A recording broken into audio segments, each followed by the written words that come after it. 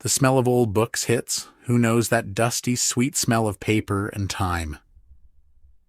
You are standing in a small, used bookstore. Not one of those fancy chains with coffee bars and new bestsellers. This is a real one. Creaky wooden floors, shelves packed tight. A quiet old man at the counter reading a newspaper. You came here for one thing, a cookbook. Your old one fell apart. Pages falling out. Tomato stains on the cover. You need a replacement. Nothing fancy, just something cheap and solid. Your fingers move across the spines. Old titles, worn covers. You find one, $5. You pull it out. Feels good in your hand. Simple, useful. And then your phone buzzes in your pocket. You pull it out. The screen lights up in the dim store. One new email. Your accountant, Richard. Subject line, monthly asset summary. You open it. Your eyes scan the words, and then at the bottom, circled in a simple font, total net worth, $560 million. $560 million. You stare at it. 1 second, 2 seconds. The number just sits there, quiet, still real. You lock your phone, slide it back into your pocket, the same pocket of your old, slightly faded jeans, the ones you bought at Target 3 years ago. You pick up the cookbook, walk to the counter. The old man looks up over his glasses. He sees a regular guy, worn hoodie, old sneakers, nothing special. That it? He asks. Yeah, you say, 532 with tax. You reach into your back pocket, pull out a simple leather wallet, a bit worn at the edges. You hand him a $10 bill, cash, no black card, no platinum, anything, just a wrinkled 10. He hands you the change. You nod. Have a good one. You too, son. You walk out. The little bell above the door jingles. Outside, the sky is a soft gray, a typical Portland afternoon. Nobody looks at you. Nobody knows. You walk across the street to where your car is parked. A 2014 Toyota Camry. Silver. A little dust on the hood. A tiny scratch on the back bumper. Nothing flashy. It just works. You unlock it, sit inside. The seat is worn but comfortable. It smells like coffee and a little like the rain. You put the cookbook on the passenger seat. You put the key in the ignition, and for a moment you just sit there. People walking by. A mother pushing a stroller. A guy on his phone.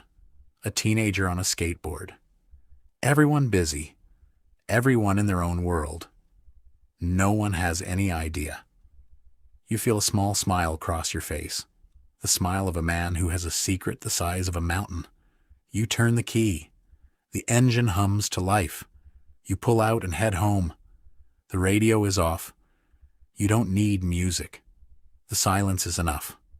One thought runs through your mind. Quiet, clear, heavy. Not a single person in this city knows what I'm worth. And that is exactly how I want it. Now let me take you back. Because that moment in the car, that quiet smile, that secret, it was not handed to you. It was built with blood, with sweat, with tears you never let anyone see. Go back 8 years. Imagine yourself not in Portland, but in Chicago, the South Side. The air smells different here. Sometimes it smells like fried food from the corner diner. Sometimes it smells like exhaust from the buses. Sometimes it just smells cold. You are 26 years old, and you are broke. Not the fake, oh, I can't afford Starbucks today kind of broke. The real kind. The kind where you open your fridge and there's half an onion, some old ketchup packets, and a carton of milk that expired 3 days ago.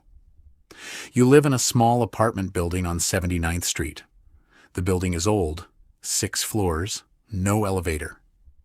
Your apartment is on the 4th floor, number 4C. Every single day you climb 4 flights of stairs. The carpet in the hallway is brown and thin and smells like old cigarettes. The walls are a sickly yellow. The light in the stairwell flickers. You unlock your door. The apartment is small. One room, really. A tiny kitchenette in the corner. A bathroom so small you can almost touch both walls at once. The furniture is not yours. It came with the place. An old green sofa with stains you don't want to think about. A small TV with a bent antenna. A mattress on the floor. No bed frame. Just a mattress. The window looks out onto the brick wall of the next building. No view. Just bricks. The sound of the L train rumbles by every 15 minutes. You work as a line cook at a busy hotel downtown. The kind of hotel where tourists stay, where business people have meetings. The restaurant is on the ground floor. It serves breakfast, lunch, and dinner. Your shift starts at 6 a.m. and ends at 4 p.m. Sometimes you pick up the night shift too. 400 p.m. to midnight. Double shifts, 16 hours on your feet. The kitchen is hot, loud. Steam rises from the dishwashers. The head chef, a large man named Franco, yells constantly, "Faster! 2 eggs over easy! Where's the garnish? This plate is cold, cold! Your hands are covered in small burns. Tiny scars on your fingers and wrists. Hot oil splashes. The edge of a hot pan. You don't even feel them anymore. Your back aches. A deep, constant ache. Standing for 16 hours on a hard kitchen floor will do that to you. At night, you lie on your mattress and feel your spine throw. You are 26 years old, and your body feels 50. The pay is terrible. $13.50 an hour. After taxes, after the bus fare, after the cheap food you buy to survive, there is nothing left. Your bank account is a flat line. Sometimes it dips below zero. You know the overdraft fee by heart? $35. Your neighbors in the building are like you. Working people, tired people. The lady in 4A works nights as a nurse's aide. You see her sometimes in the morning looking exhausted. The guy in 4B works construction. His name is Marcus. He's loud and friendly. He always says, "Hey man, how you doing?" You always say, "Good you," even when you are not good. One Tuesday night, everything shifts. You are in the kitchen. Dinner rush. The tickets are piling up. Orders coming in faster than you can handle. Franco is screaming. The heat from the grill is intense. Your back is screaming. You reach for a hot pan and your hand slips. The edge of the pan catches your forearm. A sharp, burning line of pain. You don't cry out. You just bite your lip and keep working. But Franco sees. He sees the burn. He sees you eyes when you bend over to pick up a dropped spoon. He sees the sweat on your face. "Hey," he says, his voice softer than usual. "Go get that looked at. You're no good to me if you collapse." "I'm fine," you say. "No, go now." "Hospital. That's an order." You take off your apron. You walk out into the cold Chicago night. The wind hits your face. You take the bus to the nearest urgent care clinic. The waiting room is full. Fluorescent lights buzz overhead. The chairs are hard blue plastic. A TV mounted in the corner plays a daytime talk show no one is watching. You sign in. The receptionist, a tired-looking woman with glasses, barely looks up. "Insurance card and ID," she says. You hand them over. You wait. You sit down. An old man is coughing into a handkerchief. A young mother is trying to calm her crying baby. The baby's face is red. The mother looks like she hasn't slept in days. A teenager is holding an ice pack to his ankle. He's on his phone, trying to act cool. And then your eyes land on something in the corner of the waiting room. A coffee vending machine. One of those big boxy ones. It's dark. The little screen is blank. A handwritten note is taped to the front, scrolled in black marker, out of order. You keep staring at it. A woman walks up to it. She sees the sign. She sighs frustrated. She turns to the receptionist. "Hey, is there anywhere else to get coffee around here?" The receptionist shakes her head. Nearest place is 3 blocks away. Sorry. The woman sits back down, annoyed, and something clicks in your brain. A tiny spark. You look at the machine again. Really look at it. You think, who owns this machine? How much money does it make in a day? If it was working, how many people would use it? Patients, visitors, nurses on break. This place is full of tired, stressed people who want coffee, and the nearest cafe is 3 blocks away. You pull out your phone, your cheap cracked screen phone. You open the browser. You type coffee vending machine profit per month. The results come up.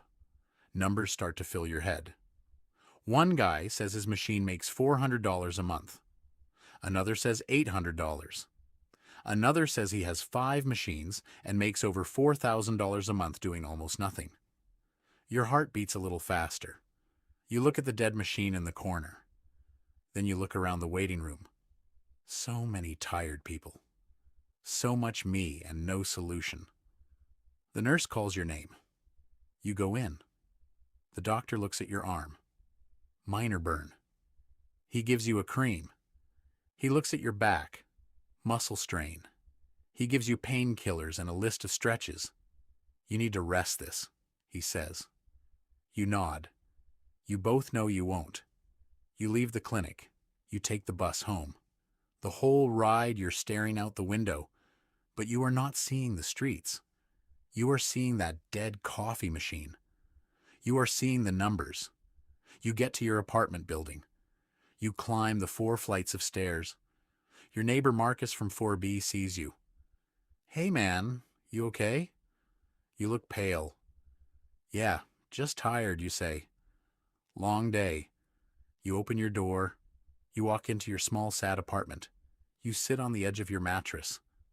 The room is dark. The street light outside casts a dim orange glow through the window. You lie down. You close your eyes, but you can't sleep.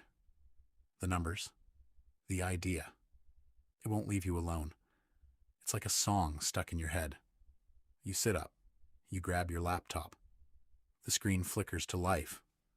You start searching again, deeper this time. You find a forum. People talking about vending machine businesses. Real people, real stories. You read for hours. Then you search used coffee vending machine for sale near me. The listing is on Craigslist.